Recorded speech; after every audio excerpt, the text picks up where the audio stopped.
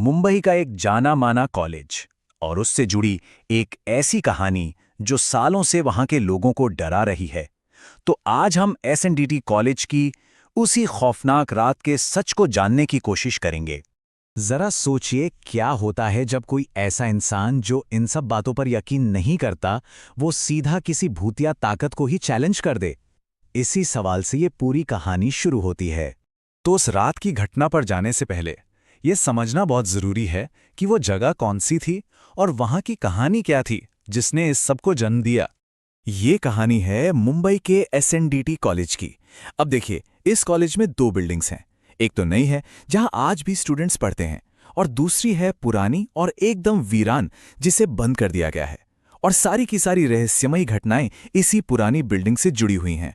वहां स्टूडेंट्स के बीच ये बात मशहूर है कि इस बिल्डिंग में एक टीचर की आत्मा भटकती है। लोग कहते हैं कि रात के ठीक 2 बजे उसकी आवाजें पूरे कॉलेज में गूंजती हैं। और वो ऐसा क्यों करती है? क्योंकि वो अपना बदला लेना चाहती है।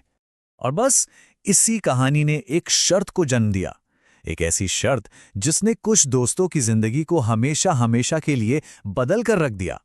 कहानी का हमारा मेन कैरेक्टर है 20 साल का रोहन, जिसे भूत प्रेत की बातों पर बिल्कुल भी यकीन नहीं था। तो जब उसकी एक दोस्त ने उसे कहानी सुनाई तो वो इसका मजाक उड़ाने लगा। बस इसी बात पर उससे उस बिल्डिंग में एक रात गुजारने का चैलेंज मिल गया, जिसे उसने फौरन मान लिया। चलिए अब उस रात के घटनाक्रम को देखते हैं। रात 1:30 बजे रोहन और विशाल कॉलेज के अंदर घुसते हैं। 1:45 तक वो उस पुरानी बिल्डिंग के अंदर पहुंच जाते हैं। और फिर ठीक 2 बजे वो कहानी हकीकत बन जाती है। अंदर का माहौल ना बहुत ही डरावना था। हर तरफ मकड़ी के जाले, टूटा फूटा सामान और इतनी गहरी खामोशी कि उन्हें अपने ही दिल के धड़कने की आवाजें साफ सुनाई दे रही थीं। और यहां से चीजें सिर्फ अजीब नहीं रहती, बल्कि सीधी सीधी खौफनाक हो जाती हैं। अचानक एक बंद क्लासरूम से उन्हें एक औरत की आवाज सुनाई देती है, जैसे कोई टीचर बच्चों को पहाड़े पढ़ा रही हो। 2 एकम 2, 2 दूनी 4, 2 तिया 6। ये सुनकर विशाल तो बहुत घबरा गया, पर रोहन को लगा कि कोई उनके साथ मजाक कर रहा है। पर जैसे ही वो दोनों उस क्लासरूम के दरवाजे के पास पहुंचे, आवाज एकदम से बंद हो गई। लेकिन उन्हें एक अजीब सी ठंडक महसूस हुई। ऐसी ठंड जैसे कोई उन्हें एक बड़े से फ्रीजर के सामने खड़ा कर दे। और फिर तो डर और बढ़ गया। उन्हें अचानक किसी को जोरदार थप्पड़ मारने की आवाज सुनाई दी, और उसके ठीक बाद बहुत से बच्चों के एक साथ रोने की आवाजें उस खाली कमरे से आने लगी। सभी उनकी नजर क्लासरूम के ब्लैक बोर्ड पर पड़ी। वहां चौक अपने आप चल रहा था और उस पर लिख रहा था, मुझे यहां मारा गया था और अब मैं अपना बदला लेना चाहती हूं। ये देखते ही दोनों दोस्त बुरी तरह डर गए और बाहर की तरफ भागे। लेकिन जैसे ही रोहन बिल्डिंग से बाहर पहुंचा, उसने मुड़कर देखा कि विशाल तो उसके साथ है ही नहीं। वो कहीं गायब हो गया था। और अब हम इस कहानी के सबसे उलझे हुए हिस्से पर आते हैं। उस रात असल में हुआ क्या था, इस पर दो बिल्कुल अलग अलग बातें सामने आती हैं। तो अपने दोस्त को ढूंढने के लिए रोहन वापस अंदर गया, और एक क्लासरूम में उसने जो देखा वो बहुत ही खौफनाक था। एक औरत जिसने धूल से सनी एक काली साड़ी पहनी थी, जिसके बाल पूरी तरह बिखरे हुए थे, त्वचा ऐसी लग रही थी जैसे सड़ रही हो, और उसकी आंखें पूरी तरह से सफेद थी।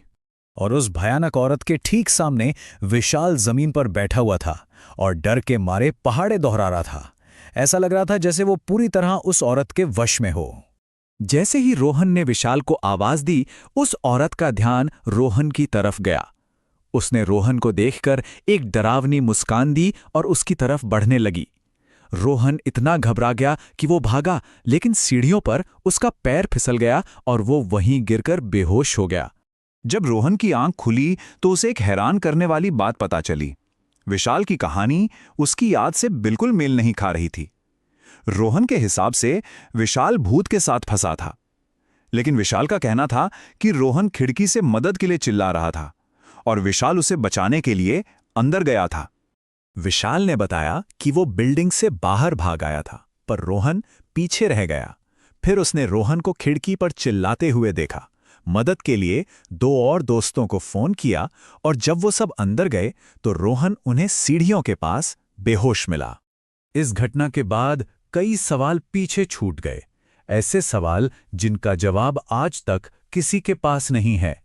इन डरावनी और एक दूसरे से बिल्कुल अलग यादों ने उन दोस्तों को इतना डरा दिया था कि वह दोबारा कभी उस पुरानी बिल्डिंग के पास फटके भी नहीं। जो रोहन पहले इन सब बातों पर हंसता था, वो भी अब इन्हें मानने लगा था।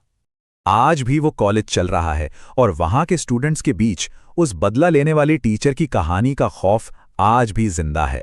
तो आखिरी सवाल यही रह जाता है, उन दो दोस्तों की यादें इतनी अलग-अलग क्यों थीं? क्या उनमें से कोई एक सच नहीं बोल रहा था? या फिर उस रात उस क्लासरूम में सच में कोई ऐसी ताकत थी जिसने उनकी यादों को ही बदल कर रख दिया?